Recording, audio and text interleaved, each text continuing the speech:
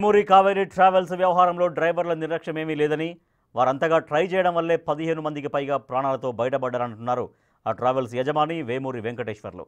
ప్రమాదంలో మృతి చెందిన, గాయాల పాలైన బాధితులను ఆదుకునేందుకు సంస్థ తరపున ఏం చేయాలో ఆలోచిస్తున్నామని అంటున్న వెంకటేశ్వర్లతో మా ప్రతినిధి శ్రీనివాస్ ఫేస్ టు ఫేస్.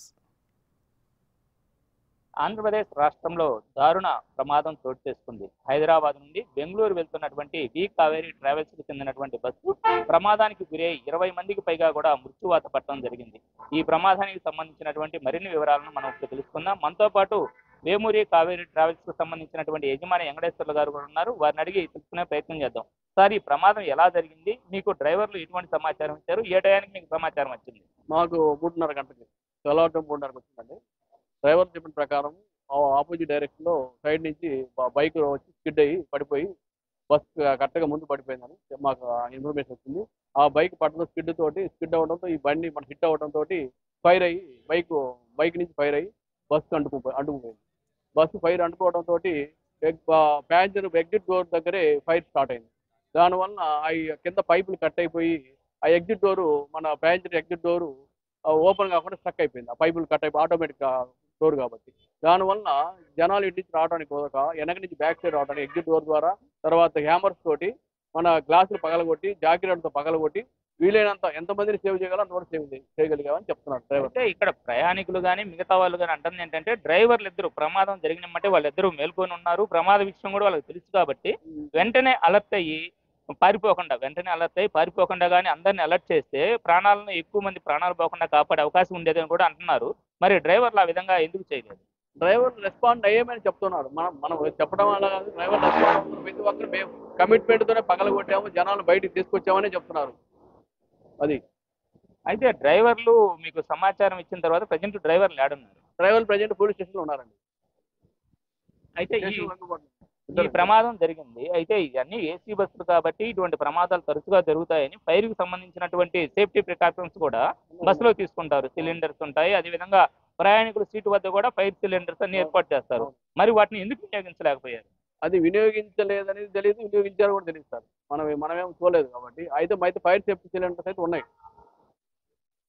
అంతేకాకుండా ఇప్పుడు ఫైర్ సేఫ్టీ సిలిండర్స్ అన్ని బస్సుల్లో పెడుతున్నారు. ప్రయాణికులకు డ్రైవర్ల కంటే అవగాహన ఉండొచ్చేమో, ప్రయాణికులకు అవగాహన ఉండే అవకాశం లేదు. మరి ఇటువంటి ఇవి సహజంగా జరుగుతుంటాయి కాబట్టి వాటి డెమో లాంటిది లోపల ఉండే టీవీ ద్వారా అందరికి చూపించే ప్రయత్నం ఎప్పుడన్నా చేస్తున్నారా? డ్రైవర్కి డెమో ఇస్తామండి. అలాంటి ప్రోగ్రామ్ ఉంది, ఫైర్ సేఫ్టీ ప్రోగ్రామ్. డెమో ఇస్తుంటారు, నెలకోసారి ఇస్తుంటారు. ప్రయాణికులకు బస్సులో ఎక్కిన ప్రయాణికులకు దాని గురించి ఏమైనా అవగాహన కల్పిస్తుంటారా? అవగాహన కల్పిస్తుంటారు. ప్రతిరోజు ఒకరే జర్నీ జరిగే సార్, అలా జరిగే సిచ్యువేషన్ ఉంది. కానీ మేమైతే అవగాహన కల్పిస్తున్నాం అందరికి. అంటే సాధారణంగా బస్సులో ఒక టీవీ ఉంటుంది, ఆ టీవీలో ఫస్ట్ ఒక 5 మినిట్స్ లాంటిది ఏర్పాటు చేస్తే అందరూ చూస్తారు కదా. అవునవును, అలా లేదు, అలానే మేము ప్రయత్నం చేస్తున్నాం సార్. అందరికి అలానే ఏర్పాటు చేస్తున్నాం కూడా. డెమో ఇస్తున్నాం అందరికి, డ్రైవర్స్ కానీ ప్యాసింజర్ కానీ ఇస్తున్నాం. అంటే ఈ బస్సుకు సంబంధించినటువంటి పర్మిట్స్ సరిగా లేవు, ఇన్సూరెన్స్ లేదు అనేటువంటి ప్రచారం కూడా నడుస్తుంది. మీకు సంబంధించిన పర్మిట్స్ అవన్నీ పర్ఫెక్ట్ గా ఉన్నాయా? అన్ని పర్మిట్స్ ఉన్నాయి, బస్సు సంబంధించిన పర్మిట్స్ అన్ని ఉంటాయి. ఫిట్నెస్ వ్యాలిడిటీ 31/3/2027 దాకా ఉంది. Date of validity of insurance 24/2026 దాకా ఉంది. బస్సు రోడ్ ట్యాక్స్ 31/3/2026 దాకా ఉంది. తర్వాత ఈ AITP all India tax permit 31 July 2026 దాకా ఉంది. పర్మిషన్స్ అన్ని. అయితే ఇప్పటి వరకు బస్సులో మరి ప్రయాణికులు ఎంతమంది చనిపోవడం జరిగింది? కుటుంబాలే కూడా మృతి చెందడం చాలా బాధాకరమైన విషయం.